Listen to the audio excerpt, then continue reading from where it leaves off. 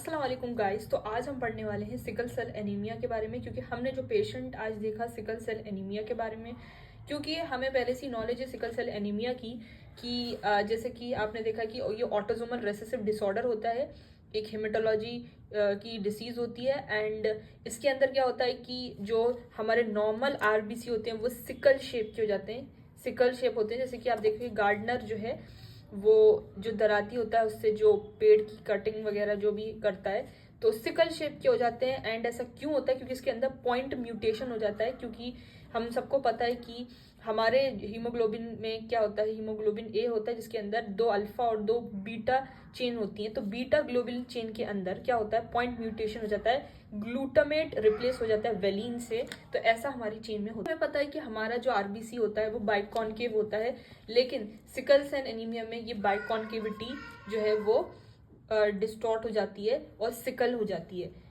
ऐसा क्यों होता है कि इसमें ये सिकल शेप की हो जाती है? क्योंकि मैंने कहा कि ये पॉइंट म्यूटेशन है, और पॉइंट म्यूटेशन में जो ये जो बीटा ग्लोबुलिन चेन है, क्योंकि हमारे पूरी बॉडी में हर चीज़ का कोड होता है। अगर ये कोड बिगड़ गया, यानी कि कोई पॉइंट म्यूटेशन भी हो जाता है, तो पूरी की पूरी जो फिजियोलॉजी पैथोलॉजी में कन्वर्ट हो जाती है। तो होता यही है इसके साथ कि हमारे आरबीसी की जो बीटा ग्लोबुलिन चेन है उसके अंदर ये पॉइंट म्यूटेशन हो जाता है। अब जो नॉर्मल जो हमारी आरबीसी होती है उसके अंदर ऑक्सीजन कैरिंग कैपेसिटी अच्छी खासी होती है, और उसकी लाइफ स्पेन भी अच्छी होती है 120 डेज। ठीक है, जब हम सिकल सेल की बात करें, जो आरबीसी का शेप सिकल हो जाता है, तो ये हमारे जो माइनर कैपिलरीज होती हैं, क्योंकि आपको पता है सारी हमें ग्रेवयार्ड ऑफ आरबीसी हम स्प्लीन को कहते हैं। अब ये स्प्लीन में जाएगी तो वो हमारा कैपिलरीज से ही जाएंगी, तो ये जाएगी स्प्लीन के अंदर माइनर कैपिलरीज के थ्रू। तो वो क्योंकि ये सिकल शेप की होती है तो ये फंस जाती है, ऑब्स्ट्रक्ट कर जाती है, ब्लड फ्लो को रुक जाती है। तो हमारी ओपीडी में सर ने यही क्वेश्चन किया था कि व्हाट इज वेजो ऑक्लूसिव क्राइसिस। ये वेजो ऑक्लूसिव क्राइसिस क्या होता है? जब कैपिलरीज में ये क्या होता है, जब ये सिकल शेप की हो जाती है तो इनकी टेंडेंसी ऑफ स्टिकनेस, यानी कि टेंडेंसी ऑफ एडहेजन जो है, सारी सिकल जो हो जाती है आरबीसी वो एक दूसरे से क्लम्प हो जाती हैं। जब वो क्लम्प हो जाती हैं तो ऑब्स्ट्रक्ट करती हैं, तो उसी को हम बोलते हैं vaso occlusive crisis. Important clinically as well, हमें क्लिनिकली भी इस चीज़ से पेशेंट बहुत सारी चीज़ें प्रेजेंट करेगा, क्योंकि जो हमें जो थ्योरेटिकल चीज़ थी वही यही थी कि जो हमने जो बायोलॉजी में 12th 11th क्लास में या हमारे जो पूरी यूजी में पढ़ा था कि what is sickle cell anaemia, उसके अलावा ये वेसो ऑक्लूसिव क्राइसिस उसके बहुत सारे क्लिनिकल प्रेजेंटेशन है कि पेशेंट कैसे प्रेजेंट करेगा। अगर वो इनिशियल स्टेज में है तो कैसे करेगा, अगर वो एडल्ट है तो क्या होगा। तो जो हमें पता है नॉर्मली हमारा जो एडल्ट ह्यूमन का जो हीमोग्लोबिन होता है वो HbA होता है। ठीक है, उसके अंदर 2 अल्फा और 2 बीटा चेन होती है। उसी तरीके से हम देखते हैं फीटस का जो हीमोग्लोबिन है वो HbF होता है। ठीक है, तो HbF होता है हमारे फीटस। जो सिकल्ड पेशेंट होते हैं उनका जो हीमोग्लोबिन होता है वो HbS होता है। जो एडल्ट का जो हीमोग्लोबिन होता है उसके अंदर पता है आपको ऑक्सीजन कैरिंग कैपेसिटी बहुत ज्यादा होती है HbA वालों की, जो हमारा नॉर्मल होता है HbA वाला। ठीक है, उसी की तरीके से जो फीटस होता है उसके अंदर थोड़ा लेस हो जाता है ऑक्सीजन कैरिंग कैपेसिटी, लेकिन इतना रहता है कि उसको कोई भी हाइपोक्सीमिक कंडीशन नहीं हो पाती। उसके बाद हमारी दूसरी जो सिकल वाली होती है जिसका जो हीमोग्लोबिन HbS होता है वो सबसे कम टेंडेंसी रखता है, ऑक्सीजन कैरिंग कैपेसिटी सबसे कम होती है। तो क्या होता है कि ऐसा काम करें कि जो सिकल वाला, क्योंकि ये ऑक्सीजन की कैरिंग कैपेसिटी इसकी कम होगी, तो क्या होगा, उसको वैसे सिम्टम आएंगे, लिथार्जिक होगा, एनेमिक होगा, बहुत सारी चीजें जो है ऑक्सीजन की कमी की वजह से उसको आएंगे। तो हमारा ये रहता है कि हम उसको कन्वर्ट कर दें किसी भी तरीके से। अगर ये नहीं हो पा रहा हमारा, क्योंकि जो नॉर्मल होता है HbF उसमें तो नहीं हो पा रहा, तो HbF जो फीटल वाला था उसमें कन्वर्ट हो जाए तो वो ज़्यादा बेहतर होगा उसके लिए, ताकि जो उसकी, क्योंकि HbF में भी इतनी कैपेसिटी नहीं होती कि वो ऑक्सीजन कैरिंग कैपेसिटी ज़्यादा नहीं होती, लेकिन इसके बनस्बत तो सही रहती है। तो हम उसको ऐसा ड्रग दें जिसकी वजह से उसके सिम्टम थोड़े बेहतर हो जाएं और वो अपनी जिंदगी को सही से जो है जी पाए।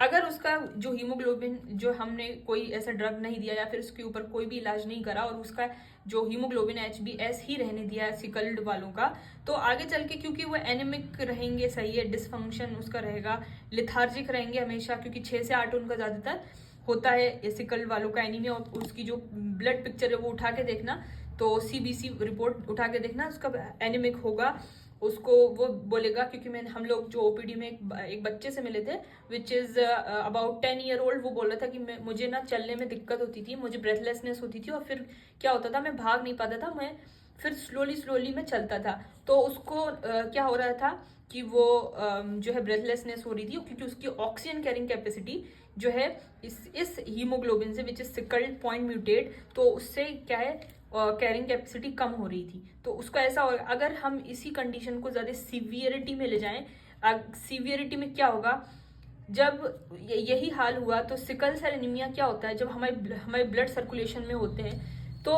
वो कॉन्केव होते हैं, क्योंकि HBS है तो वो सिकल्ड हो जाते हैं, फिर ठीक है सिकल्ड हो जाते हैं, फिर वो जब उनको ऑक्सीजन मिलता है तो फिर वो बाइकॉन्केव हो जाते हैं, फिर जब उनको ऑक्सीजन चला जाता है, यानी कि क्योंकि ऑक्सीजन तो टिश्यू को पहुंचाना है ना, तो वापस वो सिकल हो जाता है। जब वो सिकल होता है तो क्या होता है, जब इस तरीके से बार बार वो बाइकॉन्केव सिकल, उसकी वजह से क्या होता है, एक वक्त आता है कि वो रिप्लेस नहीं होगा, अब बाइकॉन्केव में वो सिकल ही रहेगा।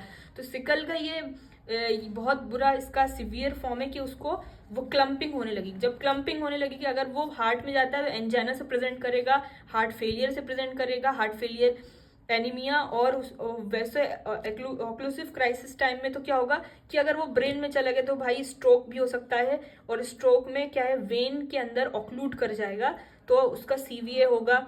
अगर वो बोन्स में चला जाएगा, क्योंकि बहुत ज़्यादा इंपॉर्टेंट है कि बच्चों में बहुत सारे जो बोन्स होती हैं वो ज़्यादा ग्रोथ वाली होती है ना, बच्चे जो है ग्रोथ फेस में होते हैं, तो वो जो बोन्स होती हैं उनकी, जो हाथों पैरों की जो बोन्स होती हैं, वहाँ ज़्यादा ब्लड सप्लाई होती है, तो उसी में जाके ये क्लम्पिंग हो जाए तो क्या होता है, बच्चों में ये बोन्स में बच्चे प्रेजेंट करते हैं कि मुझे ना डेक्टाइलिटिस हो गया, यानी कि मुझे ना हाथ पैरों में दर्द हो रहा है। आपको लगेगा पता नहीं ये कुछ र्यूमेटिक या फिर अर्थराइटिस, ऐसा कुछ नहीं होता, बल्कि क्या होता है, उनके ऑक्लूड होती है। तो ये ही जो उसकी प्रेजेंटिंग कंप्लेन होती है कि उसके हाथ पैरों में दर्द हो रहा है, उसके जॉइंट पेन हो रहा है, क्योंकि बोन में क्या हो गया, इन्फॉक्शन हो जाता है जो एम्बुलेंस बन जाता है, और फिर अगर ये चेस्ट में चले जाए, चेस्ट ऑब्स्ट्रक्शन करेगा और पल्मोनरी क्राइसिस हो जाएंगे, तो इस चीज को हम बोलते हैं सिकल चेस्ट सिंड्रोम भी बोलते हैं, और फिर इसमें हो जाती है आपकी अनफॉर्चुनेटली डेथ हो जाती है। टर्म आता है हाइपोस्प्लीनिज्म। हाइपोस्प्लीनिज्म ये होता है कि आपको पता है कि हमारे RBC का जो ग्रेवयार्ड होता है RBC का, विच इज आपका स्प्लीन, अगर स्प्लीन जो है ऐसे क्लम्पिंग वाले सिकल सेल वहां जाएंगे तो क्लम्प हो जाएंगे, और जहां जाएंगे वो ऐसा नहीं कि वो खुद क्लॉट कर रहे हैं, ऑब्स्ट्रक्शन कर रहे हैं, ऐसा ही नहीं होगा, बल्कि वो स्प्लीन को भी डैमेज कर रहे होते हैं। तो स्प्लीन की वजह से क्या होगा, हमारी स्प्लीन डैमेज हो रही होगी, और फिर नए नए खतरे जो हैं वो ज़्यादा इन्फेक्शन पैदा हो रहे होंगे, उसके वजह टर्म होता है एप्लास्टिक क्राइसिस। क्या होता है कि इसमें बोन मैरो जो है सीवियरली इसमें अफेक्ट होती है। तो ये क्योंकि इसके अंदर क्लम्पिंग, क्यों मैंने कहा ना कि जो बोन जो देर से फ्यूज करती है और ज़्यादा टाइम पर ग्रो करती है, जहाँ हमारे बोन एक्टिवली ग्रो कर रही होगी तो वहाँ ब्लड सप्लाई भी ज़्यादा होती है। तो उसमें क्या होता है कि जब ये बोन ही जो है अफेक्ट हो रही है, बोन मैरो, तो उसमें क्या होता है कि सीवियरली अफेक्ट हो रही है, यहाँ पे सेल्स नहीं बनते, इनफ सेल्स नहीं बनते, जिसकी वजह से एप्लास्टिक क्राइसिस हो जाता है।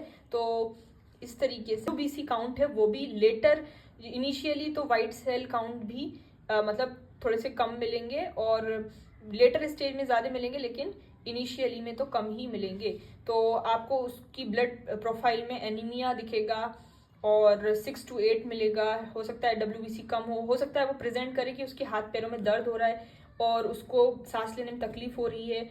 उसके अगर आप जो पाल्पेट करोगे, स्प्लीन को पाल्पेट करोगे, और या फिर उसको जो है सोनोग्राफी करवाओगे, तो बहुत सारी चीज़ें आपको फिर ज़्यादा अच्छी बेहतर तरीके से मालूम चल जाएंगी कि उसको हाइपोस्प्लीनिज्म है, और उसके जो है बहुत सारे ऑर्गन्स, लिवर में तो इसका क्या होता है कि सब चीज़ें अफेक्ट हो रही हैं, तो जाहिर सी बात है लिवर भी होगा, लेकिन जो मेनली है, जो स्प्लीन है वो मेनली अफेक्ट होती है, इसके अंदर स्प्लीनोमेगेली हो जाती है इसके। तो नेक्स्ट अगले पार्ट में बात करते हैं।